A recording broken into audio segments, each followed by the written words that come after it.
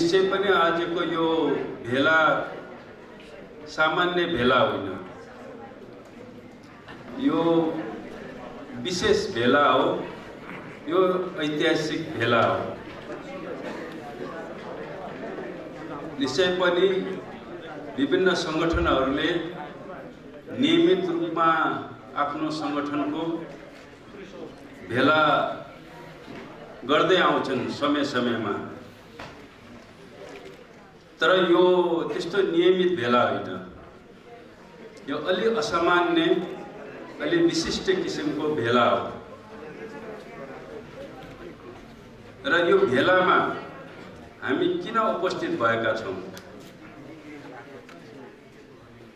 पक्कै पनि यो विषयमा तपाईहरूले विचार गर्नुभएकै होला भन्ने मलाई लाग्छ। हाम्रो नेपाली समाज, हाम्रो राष्ट्र एउटा जटिल मोडमा आइपुगेको छ र यो मोडमा आइपुग्दाखेरि इतिहासले केही नयाँ चुनौतीहरू, केही नयाँ प्रश्नहरू जन्माएको छ। हामी आज यहाँ त्यही इतिहासले यो समाजको विकास क्रममा पैदा भएका चुनौतीहरू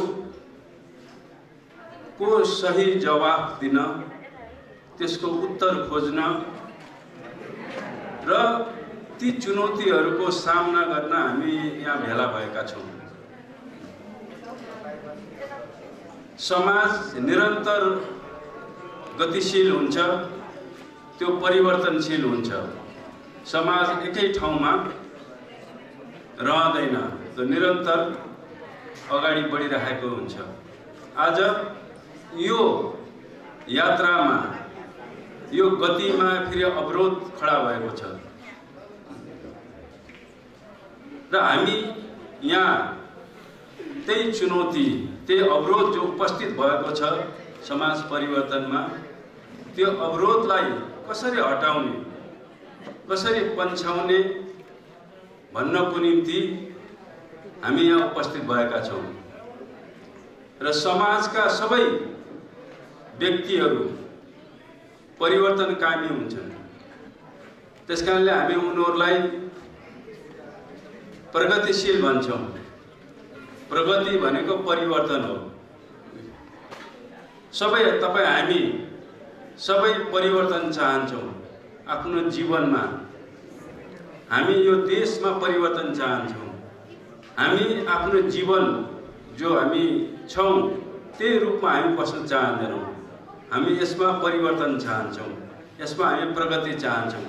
त्यसकारणले समाजका सबै मानिसहरू परिवर्तनकामी हुन्छन्। त्यसकारणले आज हामी यही परिवर्तन चाहने, समाजको विकास चाहने त्यस्तो संगठन अखिल नेपाल खेलकुद महासंघ को यहाँ भेलामा हामी उपस्थित भएका छौँ। र यो भेलाको मुख्य काम भनेको आज जुन प्रश्नहरू उभिएको छ, उपस्थित भएको छ, त्यसको जवाफ कसरी दिने, के दिने भन्ने विषयमा यहाँ हामी उपस्थित भएका छौँ। र हामीले कुन किताबमा उभिने, यो एउटा छनौट गर्न, त्यो निर्णय गर्नको निम्ति पनि यहाँ हामी उपस्थित भएका छौँ। यहाँ हुन त पूर्ववक्ता मित्रहरूले भन्नुभयो, खेलकुद अथवा खेलाडीहरूलाई राजनीति त्यति मन पर्दैन, उनीहरूको त्यो विषय होइन, उनीहरूलाई खेलकुद नै मन पर्छ भन्ने यहाँ विषयहरू पनि आयो। त्यसका आज हामी यहाँ के हो त राजनीति, साँच्चै हामी खेलाडीहरू राजनीतिसित जोडिन आवश्यक छ कि छैन? हामी केवल खेलसित मात्रै जोडिएर पुग्छ कि र खेल संगठनहरूसित जोडेर मात्रै हाम्रो प्रगति हुन्छ कि यो प्रश्नको पनि हामी जवाब खोज्न यहाँ उपस्थित भएका छौँ। राजनीति भनेको समाज परिवर्तनको दर्शन हो। समाजलाई नेतृत्व गर्ने राजनीतिक संगठन भनेको समाजलाई नेतृत्व गर्ने संगठन हो, नेता हो। राजनीतिक दर्शनहरू सबै दर्शनहरूको पनि दर्शन हो र राजनीतिक संगठनहरू अथवा नेताहरू भनेको सबै नेताहरूको पनि नेता हो। हामीले राजनीति र राजनीतिक नेताहरूलाई यो रूपमा बुझ्न जरुरी छ। आज हाम्रो समाज जो यहाँसम्म आएको छ त्यो राजनीतिकै कारणले हो।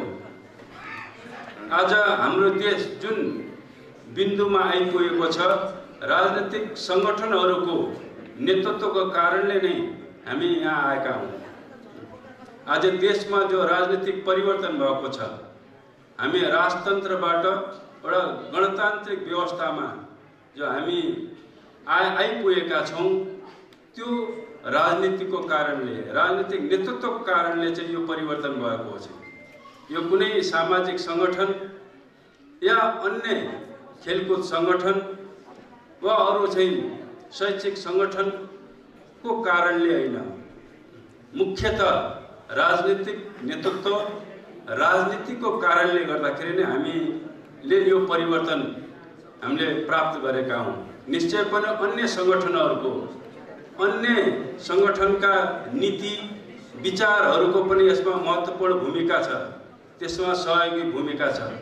तर मुख्यतः राजनीतिक र राजनीतिक नेतृत्वको कारणले गर्दाखेरि नै देशमा एउटा ठुलो आमूल परिवर्तन चाहिँ भएको हो र हामीले राजतन्त्रको अन्त्य गरेर आज हामी एउटा गणतान्त्रिक व्यवस्थामा, एउटा सङ्घीय व्यवस्थामा हामी आइपुगेका छौँ र हामी समाजलाई यो अवस्थाभन्दा पनि अझ माथि लैजान चाहन्छौँ।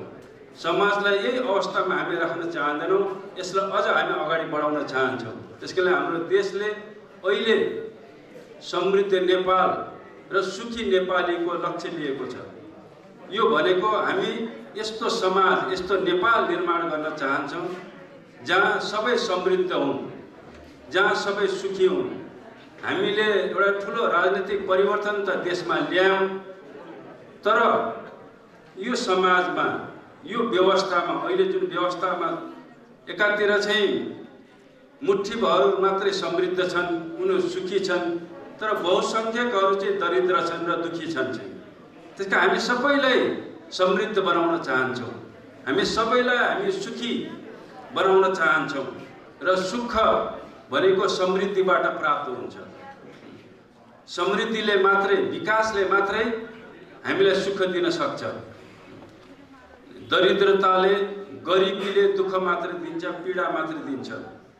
त हाम्रो अहिले समाज राजनीतिक रूपमा परिवर्तन भए पनि त्यो आर्थिक रूपमा त्यो अझ परिवर्तन भएको छैन र समाजमा ठुलो सङ्ख्या दुखी छन्, दरिद्र छन् र मुठ्ठीभर तिनीहरू समृद्ध छन् र सुखी छन् र हामी यो समाजलाई बदल्न चाहन्छौँ।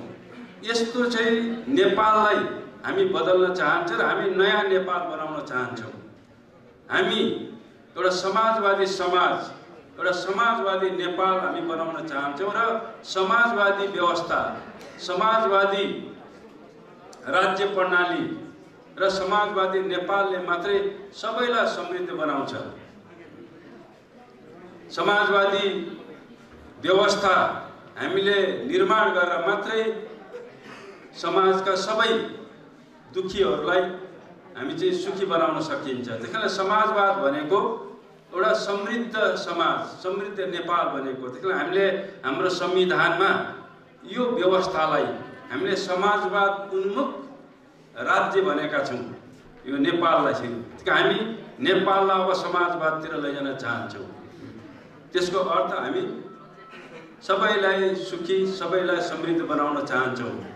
यो आजको हाम्रो लक्ष्य हो, यो हाम्रो राजनीतिक लक्ष्य हो, यो हाम्रो राजनीतिक विचार हो, यो हाम्रो राजनीतिक हो यो चाहिँ। त्यसका त्यतातिर छ र आज ठिक यही बिन्दुमा हाम्रो यो परिवर्तनको मार्गमा बाधा उत्पन्न भएको छ, बाधा खडा गरिएको छ। यो समृद्धि, विकास र समाजवादको मार्गमा फेरि समस्याहरू उत्पन्न भएका छन्, चुनौतीहरू उत्पन्न भएका छन्। र तपाईँ हामीले देख्यौँ यो समाजवादको नेतृत्व गर्ने राजनीतिक दल नेकपा चाहिँ विघटन भएको छ, अहिले चाहिँ विभाजित भएको छ। यो समाजवादतिर चाहिँ लैजाने जो हाम्रो संयन्त्र हो, राजनीतिक संयन्त्र हो संसद, त्यो विघटन भएको छ र एउटा नयाँ चुनौती हाम्रो अगाडि खडा भएको छ। फेरि एउटा राजनीतिक अस्थिरता पैदा भएको छ, फेरि एउटा राजनीतिक द्वन्द्व देशमा सृजना भएको छ र समाजवादको समृद्धिको यात्रामा फेरि एउटा बाधा उत्पन्न भएको छ। हामी आर्थिक हिसाब किताबले यो 3 वर्षको अवधिमा हामीले एउटा तीव्र गतिमा समाजवादको चाहिँ हामी निर्माण गर्दैथ्यौँ, हामीले विकास गर्दैथ्यौँ। 7% भन्दा बढी आर्थिक वृद्धि दर हासिल गर्दै हामी नेपाललाई समृद्धिको दिशातिर हामी अगाडि बढाउँदै थियौँ। अहिले त्यो हाम्रो विकास समृद्धिको यात्रामा चाहिँ अवरोध खडा भएको छ। त्यो फेरि देशमा एउटा राजनीतिक अस्थिरता पैदा भएर चाहिँ त्यो अवरोध अहिले उत्पन्न भएको छ। अहिले यो समृद्धिको यात्राको नेतृत्व गर्ने नेकपा, नेपाल कम्युनिस्ट पार्टीलाई विभाजन गराएर विभाजित भएर यो यात्रामा चाहिँ एउटा बाधा खडा गरिएको छ। त्यसकारण एउटा नयाँ चुनौती हाम्रो अगाडि खडा भएको छ, नयाँ प्रश्नहरू ठिक यही बिन्दुमा खडा भएको छ। नेकपा जो अहिले विभाजित भएको छ, यसलाई विभाजित गरियो र यो विभाजन ठिक थियो कि थिएन? विभाजन गर्नेहरूको कदम ठिक थियो कि थिएन? हामीले एकताको पक्षमा उभिने कि हामी फुटको पक्षमा उभिने? हामी पार्टीको पक्षमा उभिने कि गुटको पक्षमा उभिने, जसले चाहिँ पार्टीलाई विभाजित गरेछ? यो प्रश्न हाम्रो अगाडि पैदा भएको छ। यसलाई हामीले वैचारिक रूपमा यसलाई प्रस्तुत गर्दाखेरि तपाईँ कसको पक्षमा उभिने, कुन विचारको कुन कदमलाई तपाईँलाई समर्थन गर्ने र कसको विरोध गर्ने भन्ने यो एउटा निर्णय गर्ने बिन्दुमा तपाईँ हामी सबै आइपुगेका छौँ। नेकपालाई फुटाउनु र नेकपा फुट्नु ठिक थियो त? कि नेकपालाई फुटाएर हामीले समाजवादको अथवा देशको विकास सम्भव छ? फेरि देशमा चाहिँ राजनीतिक अस्थिरता पैदा गरेर नेकपा संसदीय दललाई विभाजन गरेर र नेकपाको नेतृत्वलाई अपदस्थ गरेर चाहिँ सरकारको प्रधानमन्त्रीलाई चाहिँ हटाएर के देशमा राजनीतिक स्थायित्व चाहिँ कायम हुन्छ र देश विकासको दिशातिर अगाडि बढ्न सक्छ? यो प्रश्न हाम्रो अगाडि उभिएको छ। त्यसका हामी स्थायित्वको पक्षमा उभिने या हामी अस्थिरताको पक्षमा उभिने? यो प्रश्न अहिले हाम्रो अगाडि उभिएको छ। नेकपा भित्रका एक थरीले प्रधानमन्त्रीलाई हटाउने जुन कदम उठाए त्यो कदम सही थियो, त्यो स्थिरतालाई अझ सुदृढ गर्ने कदम थियो कि देशमा एउटा राजनीतिक अस्थिरता पैदा गर्ने चाहिँ कदम थियो, त्यसको समर्थन वा विरोध गर्ने? यो प्रश्न एकदम ठोस रूपमा हाम्रो अगाडि आएको छ र सदन जुन सदनमा नेकपाको 2/3 चाहिँ मत थियो, त्यसलाई विभाजित गरेर प्रधानमन्त्रीलाई हटाउने अविश्वासको प्रस्ताव ल्याएर चाहिँ प्रधानमन्त्रीलाई चाहिँ अपदस्थ गर्ने चाहिँ नीति, त्यो कदम सही थियो वा त्यो गलत थियो? भने यो प्रश्नको जवाफ तपाईँ हामीले चाहिँ दिनुपर्ने भएको छ। यदि हामी परिवर्तन चाहन्छौँ, हामी समृद्धि चाहन्छौँ, हामी समाजवादी समाजको निर्माण गर्न चाहन्छौँ भने तपाईँ हामीले इतिहासले आज पैदा गरेको यो प्रश्नको चाहिँ ठिक जवाफ दिन जरुरी छ। तपाईँ बिचमा बस्न सक्नुहुन्न। तपाईले हामी राजनीति गर्दैनौँ, हामी राजनीतिसित हामीलाई मतलब छैन भनेर तपाईँ अलग बस्न सक्नुहुन्न। तपाईँले इतिहासले यो खडा गरेको यो प्रश्नको जवाफ दिनै पर्छ। त्यसकारण तपाईँ या त प्रगतिको पक्षमा उभिनु पर्यो या त चाहिँ त्यसको विरुद्धमा चाहिँ उभिनु पर्यो। चाहिँ तपाईँ न्युट्रल तटस्थ चाहिँ बस्न सकिँदैन। अहिलेको स्थितिमा तटस्थ बस्नु भनेको तपाईले अस्थिरताको पक्षमा उभिने कुरा हुन्छ। तपाईँ स्थायित्वको पक्षमा होइन। तपाईँ अहिले तटस्थ बस्नुको अर्थ तपाईँ फुटको पक्षमा, विभाजनको पक्षमा उभिने हुन्छ। त्यो एकताको विरुद्धमा उभिने कुरा हुन जान्छ। त्यस कारण त्यहाँ बिचमा बस्ने अहिले ठाउँ छैन र देशका युवाहरूले यो प्रश्नको जवाफ दिन जरुरी छ। र यो प्रश्नको ठिक जवाफ नदिइकन चाहिँ हामी अगाडि बढ्न सक्दैनौँ। तपाईँ हामीले जो चाहना गरेका छौँ, देश समृद्धिको दिशातिर अगाडि बढोस्, देशले प्रगति गरोस् र नेपाली जनता सुखी हुन् भन्ने जो हाम्रो आकांक्षा छ, जो हाम्रो सपना छ, त्यो सपनालाई हामी पुरा गर्न सक्दैनौँ। यो ढङ्गले अहिले इतिहासले प्रश्न चाहिँ जन्माएको छ। अहिले नेकपा पार्टी जो मुख्य चाहिँ नेतृत्वदायी सङ्गठन हो, त्यो विभाजन भएको छ। त्यस्तै यो सङ्गठनले, यो पार्टीले नेतृत्व गर्ने सबै जनसङ्गठनहरू पनि विभाजित भएका छन्। त्यो भित्र तपाईहरुको यो खेलकुद महासंघ पनि यो विभाजित भएको छ। र आज हामी यहाँ उपस्थित भएको यो विभाजित जुन सङ्गठनहरू छ, तपाईं कसको पक्षमा उभिने? अहिले प्रचण्ड माधव कमरेडहरूले नेतृत्व गरेको खेलकुद महासंघको पक्षमा उभिने, त्यसमा चाहिँ आबद्ध हुने, वा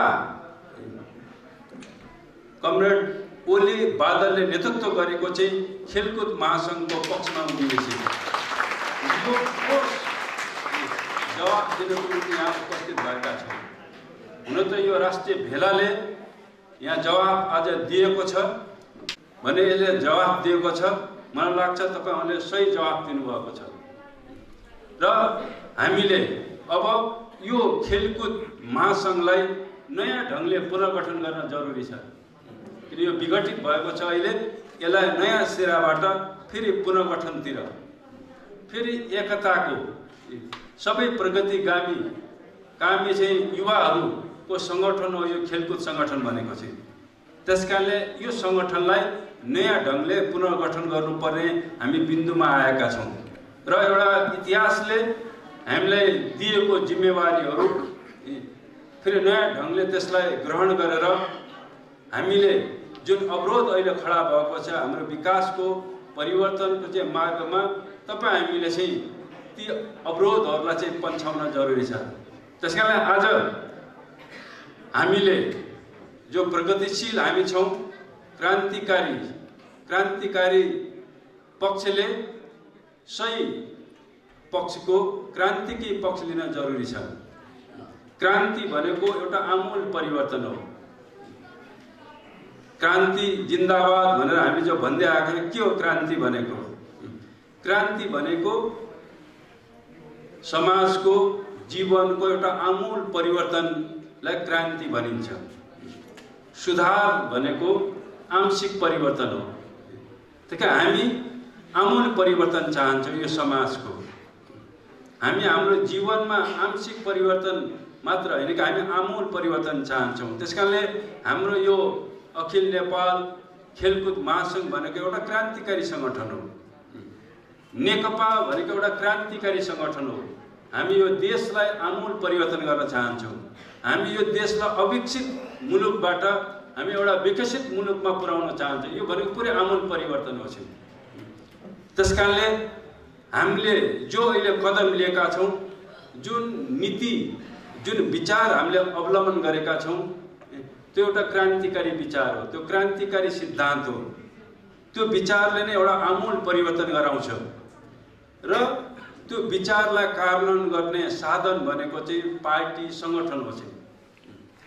त्यसकारणले आमूल परिवर्तनको निम्ति, क्रान्तिको निम्ति दुईटा कुरा अपरिहार्य हो भन्छन्। एउटा यो समाज परिवर्तन गर्नको निम्ति हामीलाई क्रान्तिकारी विचार, क्रान्तिकारी सिद्धान्त, क्रान्तिकारी कार्यक्रम, नीतिहरू आवश्यक पर्छ र हामीले त्यो सिद्धान्त, त्यो नीति हामीले प्रतिपादन गरिसकेपछि त्यो नीति कार्यक्रमलाई लागू गर्ने र समाजलाई र यो प्रकृतिलाई नै एउटा आमूल परिवर्तन गर्नको निम्ति हामी व्यवहारमा जानुपर्छ। त्यो नीति र विचारलाई चाहिँ कार्यान्वयन गर्नुपर्छ। हामी आधारमा नगइकन, आन्दोलनमा नगइकन, त्यो विचारले समाजमा हस्तक्षेप नगरिकन चाहिँ समाज परिवर्तन हुँदैन, व्यवस्था परिवर्तन हुँदैन। त्यसकारणले हामी फेरि त्यसलाई व्यवहारमा कार्यान्वयन गर्ने। त्यसकारण व्यवहारमा कार्यान्वयन गर्ने साधन भनेको संगठन हो, त्यो नेता कार्यकर्ता हो। उनीहरूले समाजमा त्यो विचारलाई कार्यान्वयन गर्न जान्छन्, त्यो कार्यक्रमलाई कार्यान्वयन गर्न जान्छन् र त्यो क्रममा समाजको आमूल परिवर्तन हुन्छ। त्यसकारणले चाहिँ क्रान्तिको निम्ति, आमूल परिवर्तनको निम्ति हामीलाई सिद्धान्त अनिवार्य हुन्छ, नीति, विचार, कार्यक्रम अनिवार्य त्यहाँ चाहिन्छ र त्यो सही नीति, सही कार्यक्रम चाहियो।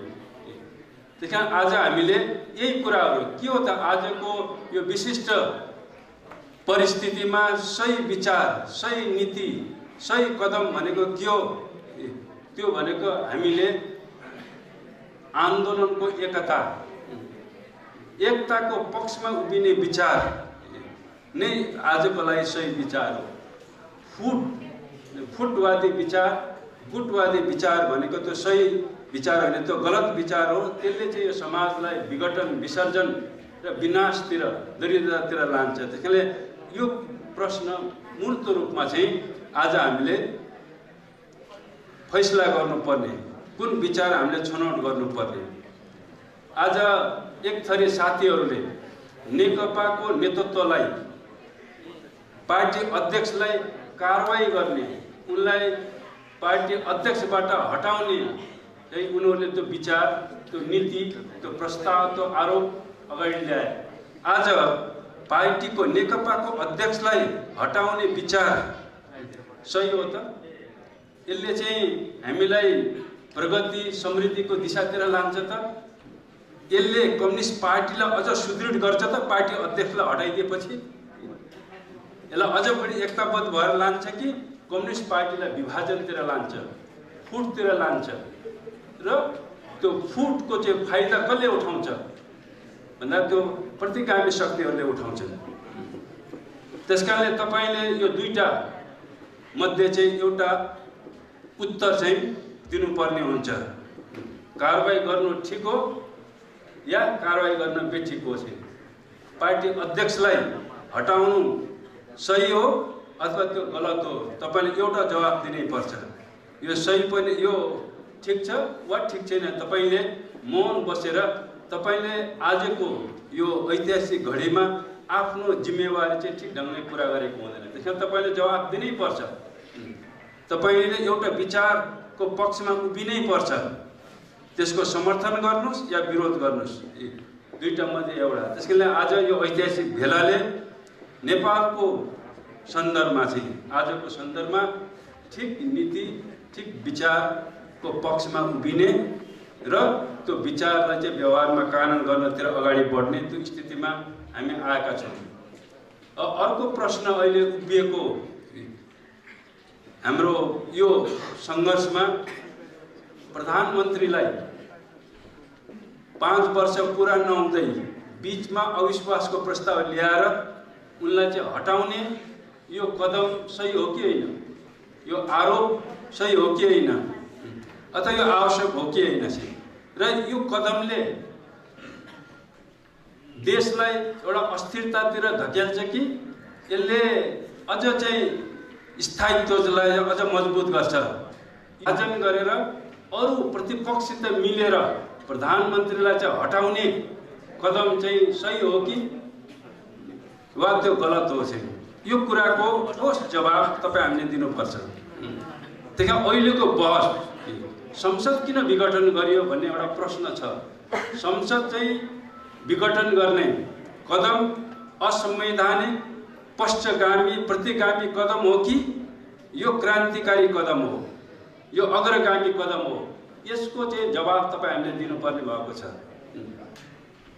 त्यसकारणले संसद विघटन गर्ने जुन संसदले यो देशको राजनीतिलाई अस्थिरता चाहिँ धकेल्ने संयन्त्रमा यो बदलियो चाहिँ, त्यसकारणले यो संयन्त्र त्यो संसदको औचित्य सकियो चाहिँ। किन हाम्रो संविधानले देशको चाहिँ राजनीतिलाई राजनीतिक व्यवस्थालाई चाहिँ स्थायित्व चाहिँ प्रदान गर्छ। त्यसले स्थिर हुनुपर्छ, त्यो स्थायित्व त्यहाँ हुनुपर्छ भन्ने भन्छ हाम्रो संविधानले चाहिँ। त्यसकारणले अहिले जो कदम लियो चाहिँ यो अस्थिरता पैदा भएको हुनाले फेरि स्थायित्वको निम्ति यो संसदलाई विघटन गर्न जरुरी थियो चाहिँ। र अब यो पुरानो संसदले अब देशको राजनीतिलाई चाहिँ स्थायित्व दिन सक्दैन, यसले अब अस्थिरता मात्र पैदा गर्ने भयो चाहिँ। अब किनबेचको खेलहरू चाहिँ हुने भयो र देशलाई चाहिँ जहिले पनि अब अस्थिरताको घुँघुरीमा फसाउने र देश अस्थिर भइसकेपछि देश प्रगतितिर जाँदैन। यहाँ जहिले पनि आन्दोलन भइराख्ने, जहिले पनि अस्थिरता पैदा भइराख्ने भएपछि यहाँका उद्योग धन्दाहरू बन्द हुन्छन्, यहाँ व्यवसायहरू चाहिँ ठप्प हुन्छन्, यहाँ कुनै पनि विदेशीले यहाँ लगानी गर्न चाहिँ आउँदैन चाहिँ। त्यसो भइसकेपछि देश विकासतिर जान्छ कि विनाशतिर जान्छ, त्यो समृद्धितिर जान्छ कि यही दरिद्रताको चक्रव्यूहमा फस्छ त भन्दाखेरि निश्चित रूपमा अस्थिरताले चाहिँ देशलाई चाहिँ दरिद्रताको चाहिँ चक्रव्यूहमा चाहिँ फसाउँछ। देश प्रगतितिर जाँदैन। तपाईले दुनियाँमा जुन देशहरूले प्रगति गरे, आफ्नो मुलुकलाई समृद्ध बनाए, त्यो त्यहाँ उनीहरूले राजनीतिक स्थायित्व चाहिँ कायम गरेर मात्रै तिनीहरू सफल भएका छन्। जुन देशमा अस्थिरता रह्यो त्यो देशलाई कहीँ पनि प्रगति गरेको छैन, त्यो समृद्ध भएको छैन। त्यसकारणले अहिले हामीले जुन संसदलाई विघटन गर्ने जो कदम लियो सरकारले, पार्टी नेतृत्वले, त्यो देशको स्थायित्वको निम्ति समृद्धिको निम्ति त्यो आवश्यक थियो। अब पुरानो संसदले होइन, नयाँ संसदले मात्रै देशमा फेरि स्थायित्व कायम गर्न सक्छ। त्यसकारणले नयाँ संसदको स्थापना गरौँ। आजको सही नीति, सही राजनीति कदम त्यो हुन्छ। त्यसकारणले हामीले संसदको विघटन गर्नु र नयाँ संसदको स्थापना गर्ने र मध्यावधि निर्वाचनको माध्यमबाट यो अग्रगामी कदम हो। जनता स्थायित्व चाहन्छन्, जनता समृद्धि चाहन्छन्। त्यसकारणले त्यो स्थायित्व र समृद्धिको निम्ति अब पुरानो संयन्त्र, पुरानो संसदले सम्भव छैन, त्यसले प्रतिगमनको दिशातिर नै लान्छ। अब पुरानो संसदले प्रतिगमनको पुनर्स्थापनातिर लैजान्छ, त्यसले प्रगतितिर समृद्धितिर लाँदैन चाहिँ, स्थायित्वतिर लाँदैन चाहिँ। त्यसकारणले नयाँ संसद यो कारणले जरुरी भएको र यो कदम एकदम सही छ। त्यसकारणले यो ऐतिहासिक घडीमा तपाईँ हामीले यो सही कदमको चाहिँ समर्थन गर्न जरुरी छ र नयाँ संसदको स्थापनामा आफूलाई चाहिँ सक्रिय बनाउने, त्यसमा हुन जरुरी छ। त्यसकारण यो खेलकुद महासङ्घका सबै खेलाडीहरूले अब यो कदमको समर्थन गर्दै फेरि नयाँ संसदको स्थापनाको निम्ति, स्थायित्वको निम्ति सम्पूर्ण शक्ति लगाएर हामी जनताको बीचमा जान जरुरी छ। लाखौं जनताहरूलाई फेरि आन्दोलित गर्न जरुरी छ, जनादेश दिन सक्छन्। जनताले मात्रै यो विभाजित आन्दोलनलाई, जो नेकपा अहिले जो विभाजित भएको छ, जनताले मात्रै फेरि उनीहरूलाई एकताबद्ध गर्न सक्छन्। हिजो पनि नेकपालाई जनताले नै एकताबद्ध गरिदिएको, त्यो चुनावको माध्यमबाट चुनाव तालमेल हुँदै दुईटा कम्युनिस्ट आन्दोलनका दुईटा धाराहरू, एमाले र माओवादी, यो दुईटा धाराहरूलाई चाहिँ जनताहरूले एकताबद्ध गरेका हुन् भने अब यो फेरि विभाजित पार्टीलाई फेरि जनताको बलबाट नै हामीले यसलाई एकताबद्ध गर्न सकिन्छ। त्यसकारणले हामीले जनतामा जाने र पार्टीलाई फेरि एकताबद्ध गर्ने स्थायित्व चाहिँ हामीले एउटा नयाँ संसदको माध्यमबाट हामीले फेरि स्थायित्वलाई चाहिँ स्थापना गर्ने, हामी जनतामा गएर प्रतिगमनको जो खतरा पैदा भएको छ त्यसको पुनर्स्थापना हुने चाहिँ जो खतरा पैदा भएको छ जनताले मात्रै त्यो प्रतिगमनलाई रोक्न सक्छन्। हिजो हामीले प्रतिक्रियावादी व्यवस्था, हिजोको त्यो एकाधिकारी व्यवस्था, त्यो जहानिया व्यवस्थालाई जनताले नै उल्टाएका हुन्छन् र जनताले नै गणतन्त्रको स्थापना गरेका लाखौं करोडौं जनताहरू 62-63 को चाहिँ जनआन्दोलन र देशव्यापी रूपमा चाहिँ लाखौं चाहिँ जनताहरू जो जनयुद्धमा सहभागी भए त्यसलाई समर्थन गरेर चाहिँ जनयुद्ध र जनआन्दोलनलाई धक्काद्वारा चाहिँ त्यो लाखौं जनताहरूको त्यो आन्दोलनद्वारा नै हामीले गणतन्त्रको स्थापना गरेका हौं। त्यसकारण आज पनि हामीले चाहिँ यो गणतन्त्रको रक्षाको निम्ति, हामीले संघीयताको रक्षाको निम्ति र फेरि स्थायित्वको निम्ति, फेरि यो कम्युनिस्ट आन्दोलनलाई हामीले एकताबद्ध गर्नको निम्ति जनतामा जान जरुरी छ। एउटा नयाँ आन्दोलन, एउटा नयाँ अभियान हामीले सुरु गरेर मात्रै हामीले चाहिँ ती लक्ष्यहरू हासिल गर्न सकिन्छ भनेर हामीले संसद विघटन गरेका हौं। हामीले जनतामा जाने निर्णय गरेका हौं। यही रूपमा हामीले बुझ्न जरुरी छ र हामी पार्टीको, हाम्रो नेतृत्वको, सरकारको यो सही कदमको हामीले जोरदार रूपमा समर्थन गर्ने र पार्टी र सरकारको चाहिँ आह्वानमा अब जनताको बीचमा हामी जाने। अब 165 वटा निर्वाचन क्षेत्र अब हाम्रो आन्दोलनका मोर्चाहरू हुन्छन्। त्यो एउटा नयाँ युद्धको, एउटा महायुद्धको चाहिँ मोर्चाहरू हुन्छन्। अब हाम्रा सबै खेलाडीहरू चाहिँ 165 निर्वाचन क्षेत्रलाई आफ्नो चाहिँ खेल मैदानको रूपमा चाहिँ बुझेर चाहिँ त्यहाँ जित हासिल गर्नको निम्ति त्यो फेरि नयाँ युद्ध, नयाँ प्रतिस्पर्धा खेलमा चाहिँ हामी विजय हुनको निम्ति अब हामी कम्मर कसेर हामी त्यहाँ जानुपर्छ र 165 निर्वाचन क्षेत्रलाई अब हाम्रो चाहिँ खेल मैदान वा हाम्रो युद्ध मैदान अथवा हाम्रो प्रतिस्पर्धाको चाहिँ क्षेत्र हामीले ठानेर हाम्रो सम्पूर्ण शक्तिलाई चाहिँ एकताबद्ध गरेर हामी त्यहाँ हाम फाल्न जरुरी छ।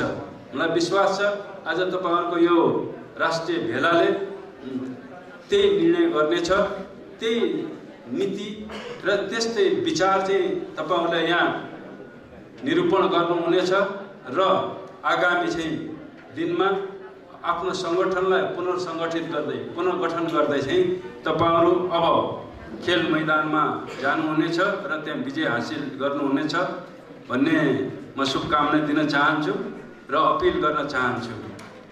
र यो खेलको प्रगतिको निम्ति यसमा पनि त्यसलाई समृद्ध गर्न, यो खेललाई खेलाडीहरूको जीवनलाई पनि समृद्ध गर्नको निम्ति तपाईले यो लडाईँमा, यो आन्दोलनमा विजय हासिल गर्न जरुरी छ।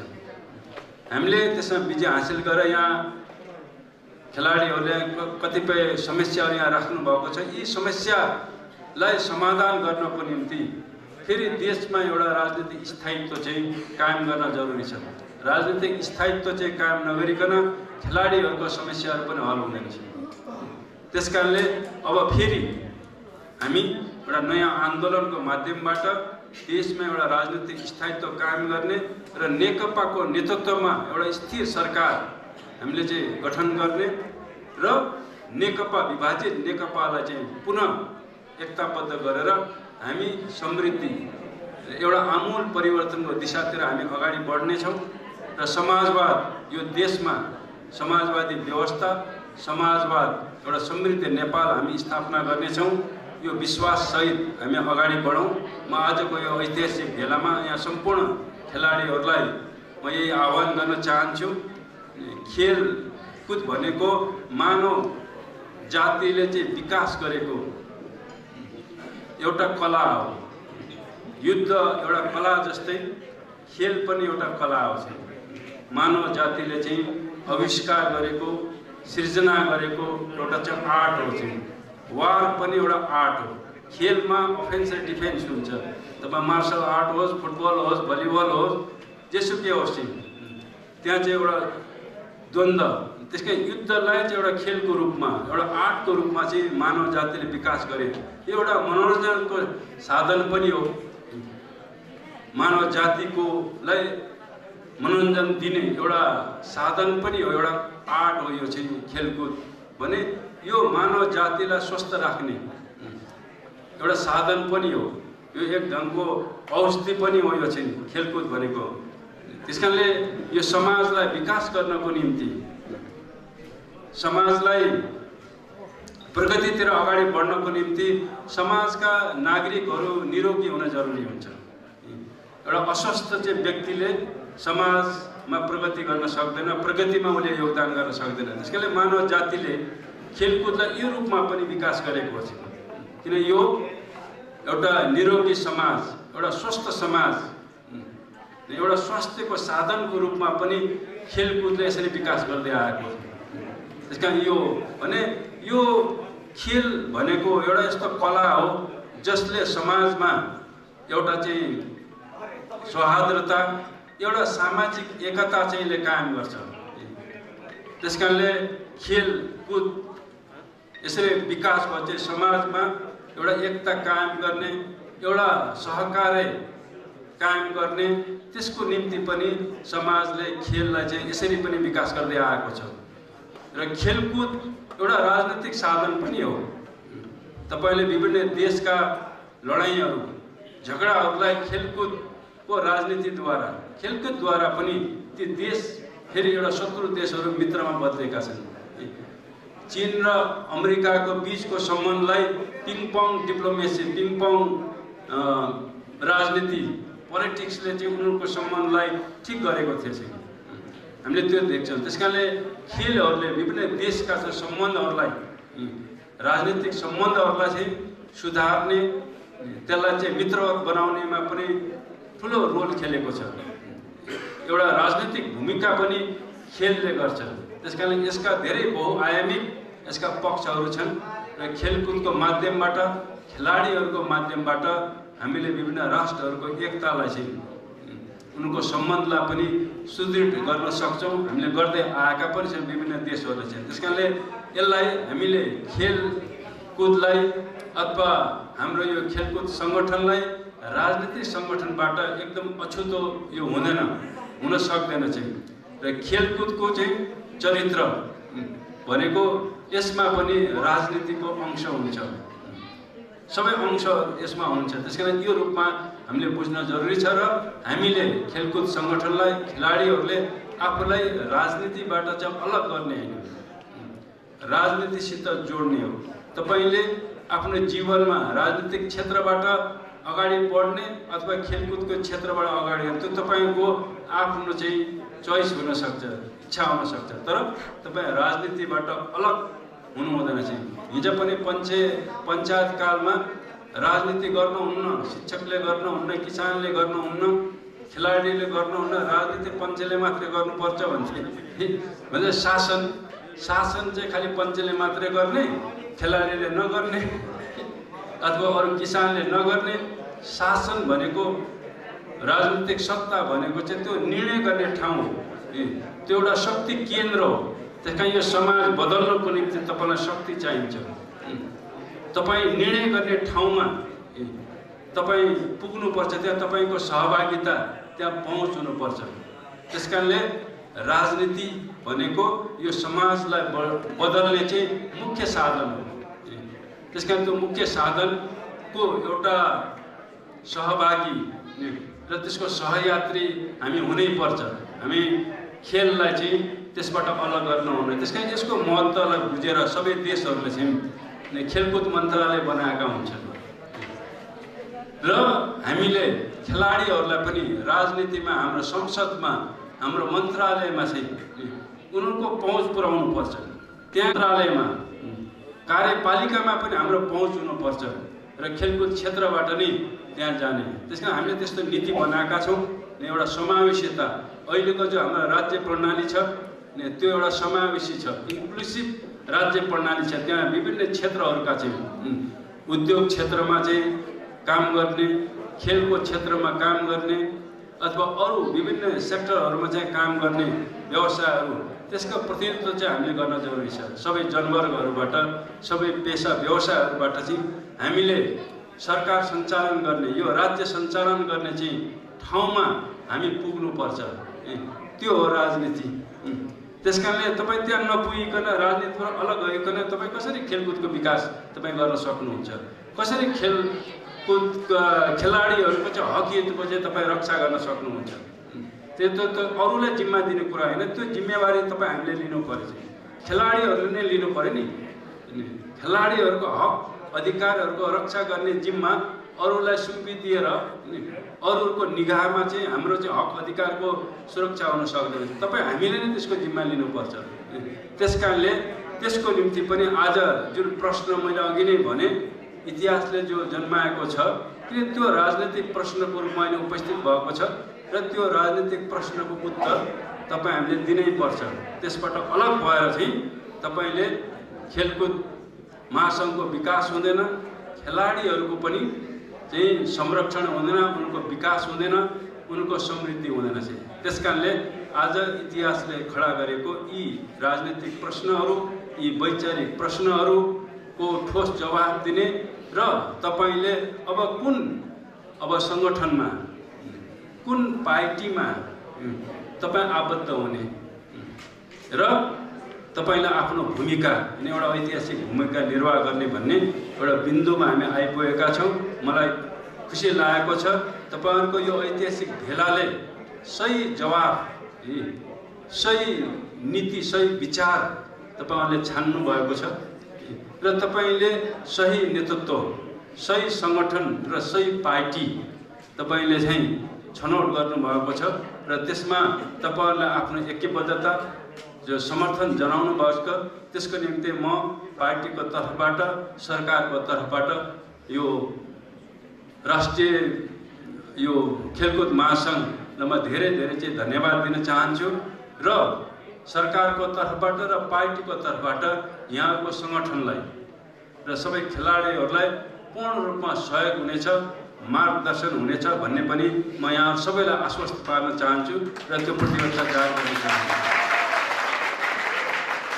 र यहाँ प्रोत्साहन भत्ताको विषयमा पनि कुरा उठेको छ। अब सरकारले पक्कै पनि चाहिँ यो कटौती भएको चाहिँ प्रोत्साहन भत्ताहरूलाई अब हामीले यो अर्थतन्त्रलाई ट्र्याकमा बिस्तारै ट्र्याकमा आउँदैछ।